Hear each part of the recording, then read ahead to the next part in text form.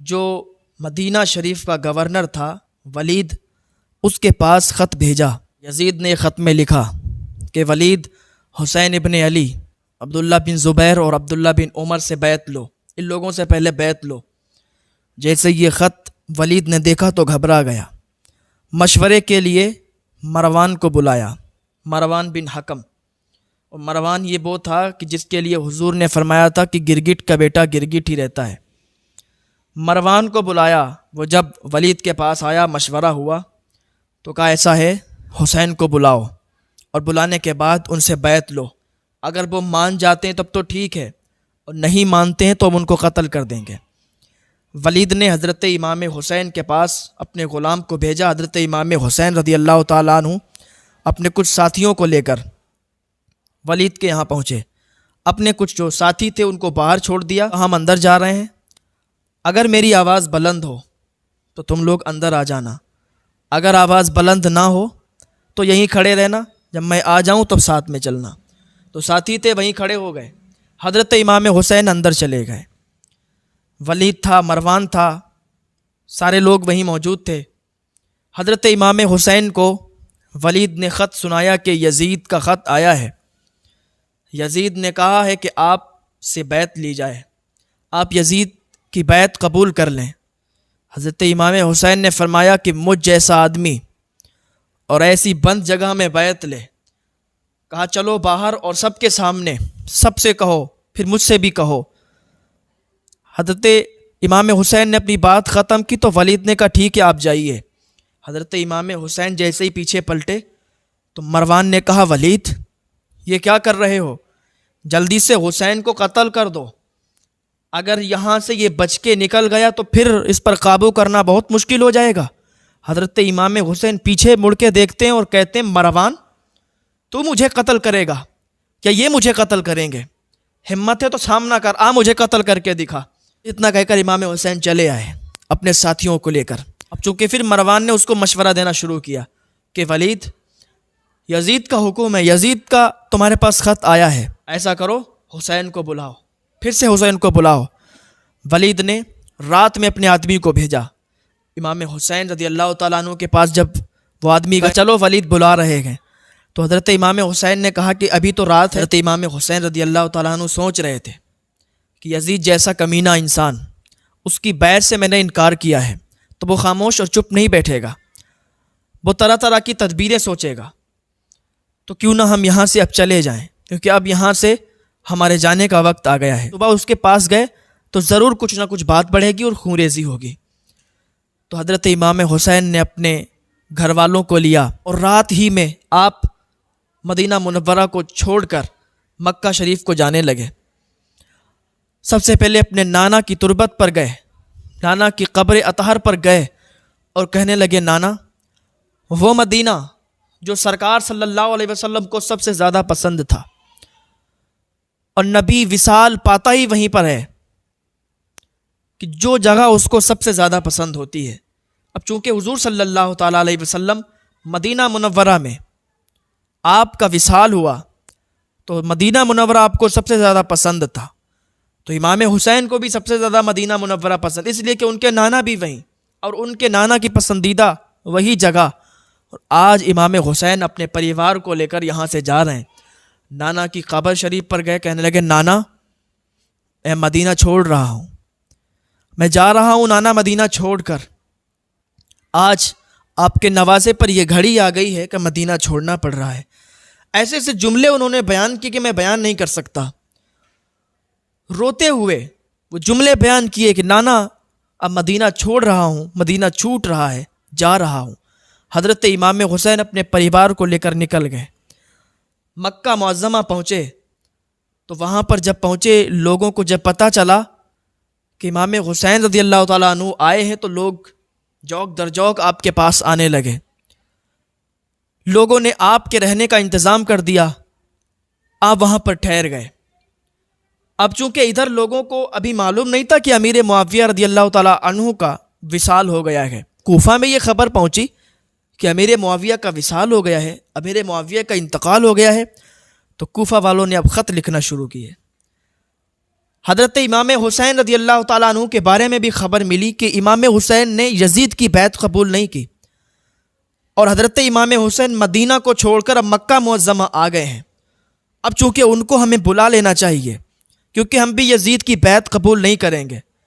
حضرت امام حسین کو خط لکھے،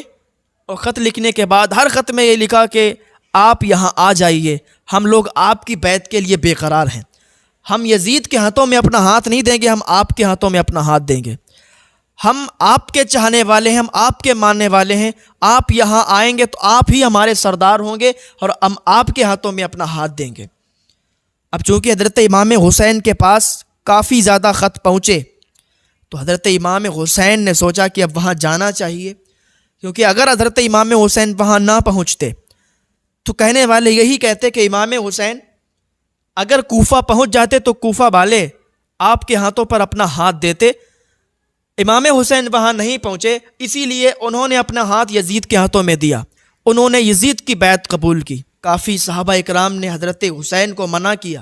کہ آپ نہ جائیں، تو حضرت امام حسین کو جب خط ملے، تمام خطوط آپ کے پاس جمع ہو گئے، تو آپ نے بھی ایک خط لکھا کہ ٹھیک ہے،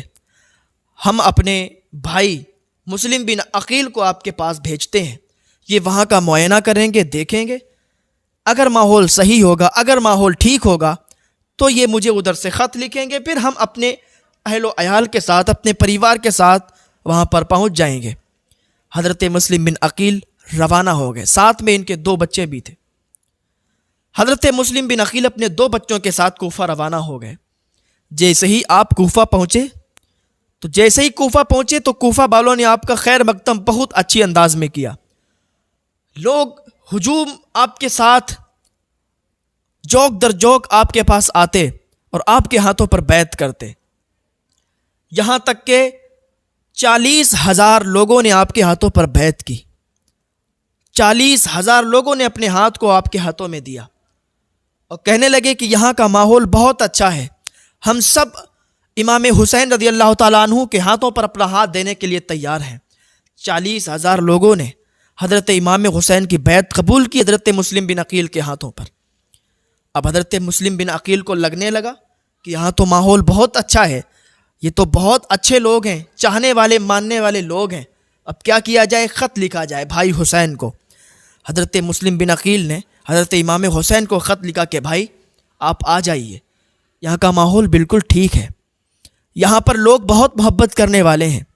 یہاں پر لوگ بیعت کرتے ہی جا رہے ہیں، 40,000 لوگ بیعت کر چکے ہیں، بھائی یہ لوگ بہت اچھے ہیں، آپ آ جائیے۔ خط لکھا، حضرت امام حسین کی طرف روانہ کر دیا۔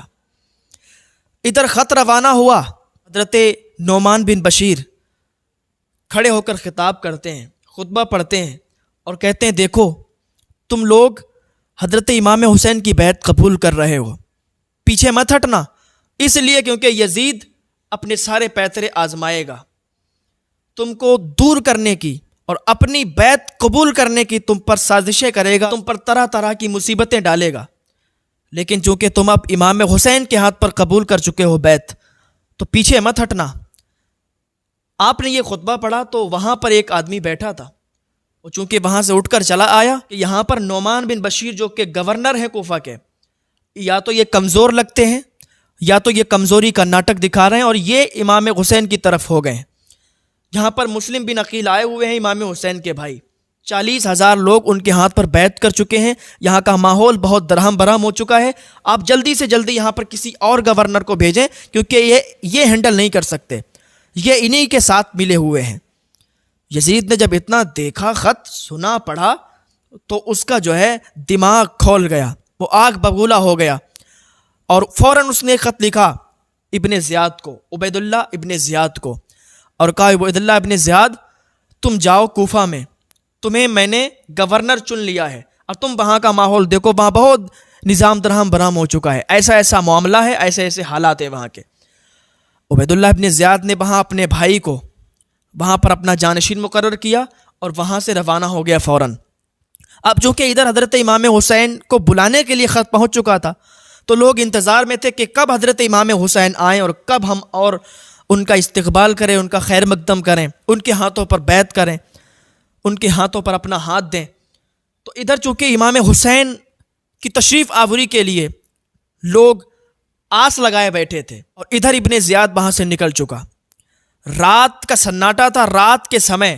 ابن زیاد کوفہ کے اندر داخل ہوا جازی لباس پہن کر تاکہ لوگ پہچان نہ سکیں۔ داخل ہوا تو لوگوں نے سمجھا کہ حضرت امام حسین آ گئے ہیں، لوگ نعروں سے استقبال کرنے لگے یہ سمجھ کر کہ حضرت امام حسین آئے ہیں۔ جب زیادہ بھیڑ جمع ہونے لگی اور اس کی سواری چلنے میں دقت ہو رہی تھی تو اس کا جو خادم تھا اس نے چیخ کر کہا، اے لوگوں تمہیں دکھتا نہیں ہے یہ حسین نہیں ہے، یہ کوفہ کے نئے گورنر ابن زیاد ہیں۔ جب لوگوں کو یہ پتا چلا تو لوگ مایوس ہو گئے، اپنے اپنے گھروں میں چلے گئے۔ اب وہ وہاں سے گورنر ہاؤس تک گیا اور صبح میں اس نے تقریر کی، اس نے خطبہ دیا کہ اے کوفہ والو سنو، یہ میری پہلی اور آخری تقریر ہے،